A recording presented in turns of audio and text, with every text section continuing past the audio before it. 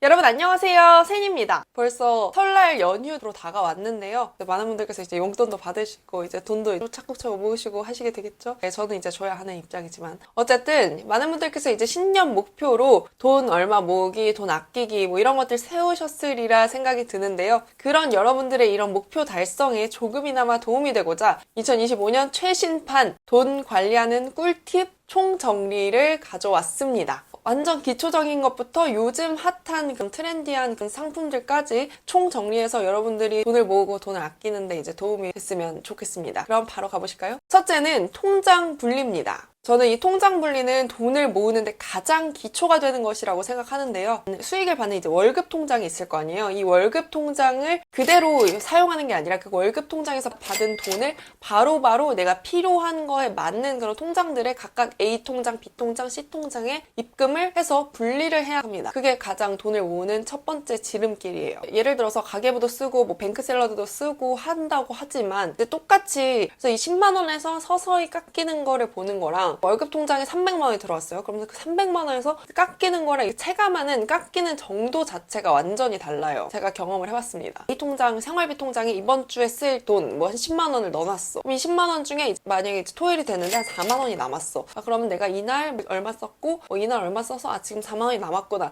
대략적으로 감이 잡혀. 10만 원에서 4만 원 남은 거는 거의 한 60%를 썼기 때문에 되게 많이 썼다라는 체감도 있는데 반면 이제 300만 원에서 270만 원을 쓰면 전체에 뭐 얼마 쓰지도 않은 것 같은 느낌이잖아요. 근데 액수로만 따졌을 때는 첫 번째는 6만 원, 두 번째는 거의 30만 원을 쓴 건데 금액 차이가 되게 크게 나지만 실질적인 나의 체감은 이 30만 원보다 이 6만 원이 더 크다고 생각이 든단 말이에요. 내가 돈을 쓸 때에 느껴지는 그 체감 차이 자체가 완전히 다르기 때문에 통장을 분리해서 내가 쓸 만큼을 정해두고 그 안에서 쓰는 게 전 가장 중요하다고 생각합니다. 월급 통장 하나만 갖고 있고 거기서 계속 소비도 하고 공과금도 내고 이러면 소비계획, 저축계획도 세우지 못하고 실행하기도 힘들어요. 그래서 저 같은 경우에는 월급날 아침 7시에서 9시 사이쯤 들어오는데 그래서 출근 전 혹은 아니면 출근하자마자 좀 바쁘지 않으면 좀 바쁘면 이제 점심시간에라도 무조건 돈의 용도와 쓰임에 따라서 통장에 바로바로 분리를 해서 넣어놔요. 그래서 저는 어떻게 나누냐. 저는 월급 25일날 들어오는데 25일날 제가 이제 정기적금도 빠져나가게 만들어놨어요.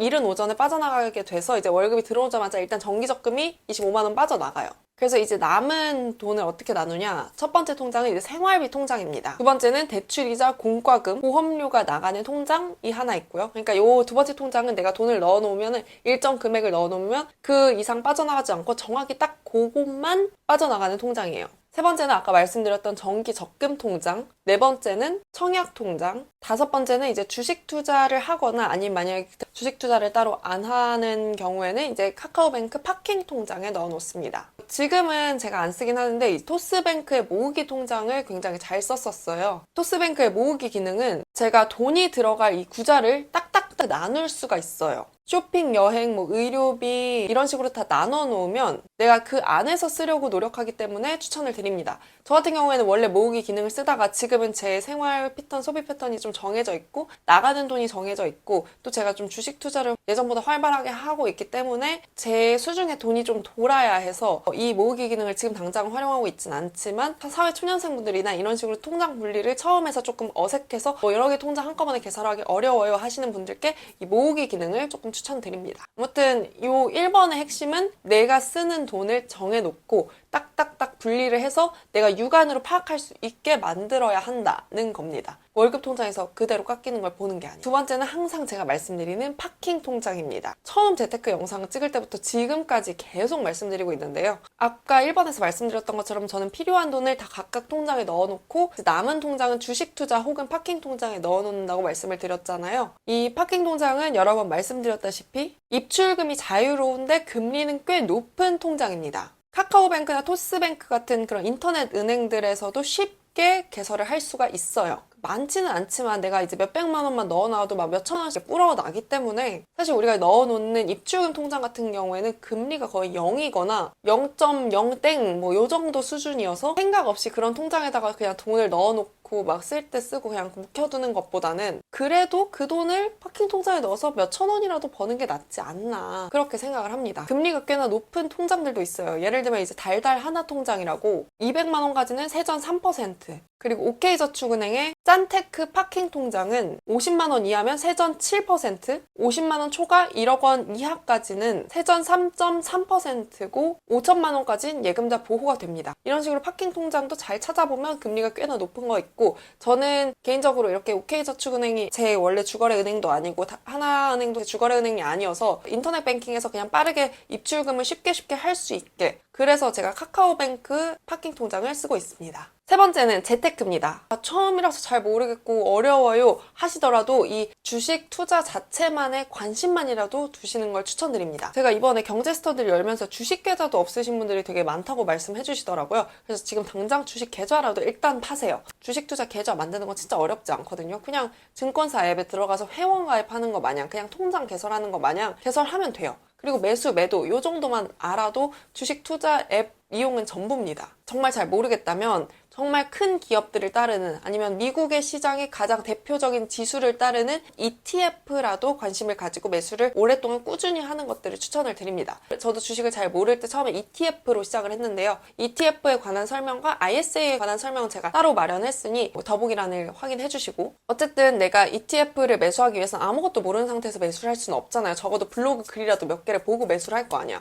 그러면 우리가 돈의 흐름이라도 파악할 수 있게 되니까 이게 어쨌든 내가 주식 투자에 조금이라도 관심을 가질 수 있게 하는 방법이기도 하고, ETF는 어떤 종류를 좀 추천을 하시나요? 라고 물어보시면 빅테크, 반도체, 나스닥, S&P 같은 그런 뉴욕 증시 대표 지수들, 요런 S&P나 나스닥은 어쨌든 우상향을 하는 그런 그래프를 가지고 있는 친구들이어서 잘 모르겠다면 요런 쪽을 조금 더 추천을 드립니다. 진짜 투자 초보인 제가 정말 안정성을 가장 먼저 추구를 했을 때에 어디 투자를 할지를 생각했었던 당시 투자를 했던 게 이런 것들이어서 말씀을 드리는 겁니다. 투자는 개인의 판단이신 거 아시죠? 어쨌든 만약에 이제 통장을 개설하신다면 ISA 계좌를 트시는 걸 추천드립니다. 요거 관련해서도 영상 한번 찍었었고 링크를 달아드릴게요. ISA 계좌를 가입해서 운용을 하시면 서민형은 400만 원, 일반형은 200만 원까지 비과세 혜택을 줍니다. 이 주식 투자를 할 때도 세금을 내야 되는데 그거의 세금의 혜택을 주는 거예요. 네 번째는 청년 도약 계좌입니다. 내 총 급여가 2,400만 원 이하고 종합소득이 1,600만 원 이하라면 무조건 가입하는 걸 추천드려요.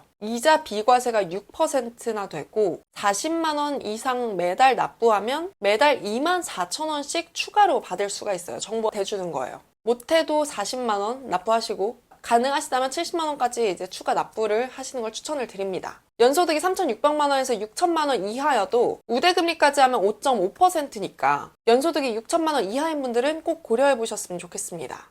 이게 2025년에 추가된 혜택이 더 좋아졌어요. 첫 번째로는 1월 납입분부터는 기여금이 확대됩니다. 기존 월 최대 24,000원에서 33,000원까지 늘어나고 수익 효과는 기존 연 최대 8.87%에서 9.54%까지. 1금융권에 이 정도의 금리를 가진 적금은 절대 없어요. 다섯 번째는 청약통장입니다. 아직까지도 청약통장을 가입을 안 하신 분이 계시다면 지금 당장 가입하세요. 이 청약통장이 뭐길래 이렇게 말을 하는 거냐. 새 아파트를 살 수 있는 예비 분양권 같은 개념이에요. 이 청약통장은 우리가 새 아파트를 분양을 받을 때 항상 필요한 필수 조건이에요. 우리가 이걸 내야 되거든요. 그 통장에다 돈을 넣어놓으면서 내가 언젠가는 내 집 마련을 하기 위한 그 아파트의 분양권을 미리 좀 준비를 해두는, 그리고 내가 원하는 아파트가 나왔을 때 그 통장을 내밀면서 분양권 주세요 하는 거랑 비슷한 맥락이라고 보시면 됩니다. 내가 당장 지금 생돈으로 강남 압구정 현대아파트 살 수 있다? 그러면은 필요 없습니다. 근데 현실적으로 내가 월급만을 그냥 차곡차곡 모아서 집을 사겠다? 사실상 이 월급만으로 사기에는 조금 부족한 부분이 많잖아요. 사실 뭐 거의 불가능하다고 보는데 무슨 1억 모으는데 몇 년, 10억 모으는데 몇 년인데 이 10억 모을 때까지 기다리면 거의 죽을 때 집을 살 수 있는 수준이라고 하더라고요. 그래서 이 청약통장으로 대부분 이제 집을 사시는데 그걸 위해선 필수입니다. 제가 지난 스터디보 50 영상에서도 이게 생각보다 부동산 취재를 하다 보니까 집을 살 수 있는 기회가 많다고 말을 하는데 그런 것들의 대표적인 게 이 청약입니다. 청약통장 어떻게 만들어요? 어려워요? 어렵지 않습니다. 그냥 가까운 은행에 가서, 그러니까 내가 주로 거래하는 그런 은행에 가는 게 좋겠죠? 10만 원, 그리고 신분증 이렇게 가지고 가서 주택청약 종합저축통장을 만들어 달라고 얘기만 하면 됩니다. 그리고 매달 자동이체만 걸어 놓으시면 돼요. 우리가 청약통장에 할 때 매달 돈을 넣을 때 아무리 많이 넣어도 인정되는 금액은 정해져 있습니다. 이게 원래 10만 원이던 인정 금액이 25만 원까지 늘었어요. 난 뭘 해야 되나? 일단 청약통장 없으신 분들 일단 제가 아까 말씀드렸던 것처럼 가서 만드시고 청약 자동이체 계속 걸어 넣으시고 여유가 있다면 빠른 만점 통장을 위해서 25만 원을 넣으시는 걸 추천드립니다. 매달 넣을 돈이 좀 부족하다면 이제 조금씩이라도 계속 꾸준히 넣으시는 게 필요해요. 이 청약 카테고리 안에서 또 하나 더 말씀드리고 싶은 게 이 청년 주택드림 청약 통장인데요. 이 통장 같은 경우에는 이 청년 도약 계좌랑 비슷하게 이 적금의 이 범위 안에서 청년들한테 조금 더 혜택을 주는 게 청년 도약 계좌라면 이 청약의 통장 범위 안에서 청년들한테 조금 더 혜택을 주는 게 이 청년 주택드림 청약 통장입니다. 청년 주택드림 청약 통장은 어떤 분들이 드셔야 하냐? 연소득 5천만 원 이하인 무주택 청년들입니다. 이 청년은 어떤 기준이냐? 만 15세에서 34세 미만인 분들을 의미합니다. 아까 말씀드린 청약 도약 계좌도 마찬가지고요. 기존 청약 통장이 이율이 2%대인데 이 청년 주택드림 청약 통장은 이율이 4.5%까지 올라갑니다. 그리고 나중에 이 통장으로 대출을 받을 때 금리 우대가 최대 2.2%까지 내려가요. 6억 원 이하 주택은 분양가의 80%까지 대출해줍니다. 이 정도의 혜택을 주는, 그러니까 집을 사라는 얘기인 거죠. 아무튼 그래서 여러분들 청약통장 꼭 가입하시고 이 청년주택드림 청약통장 꼭 가입하시면 좋을 것 같습니다. 네, 여러분, 제가 지금까지 2025년 신년 맞이 돈관리 총집합을 드려봤는데요. 어떻게 여러분들의 그런 새해 맞이, 새해 목표에 좀 돈 모으는 근데 좀 도움이 됐길 바라며, 그럼 여러분 언제나 또 궁금한 점 있으시면 댓글 남겨주시면 제가 영상 준비해 볼게요. 그럼 우린 다음 영상에서 좀 더 유익하고 재밌게 만나도록 할게요. 여러분 안녕!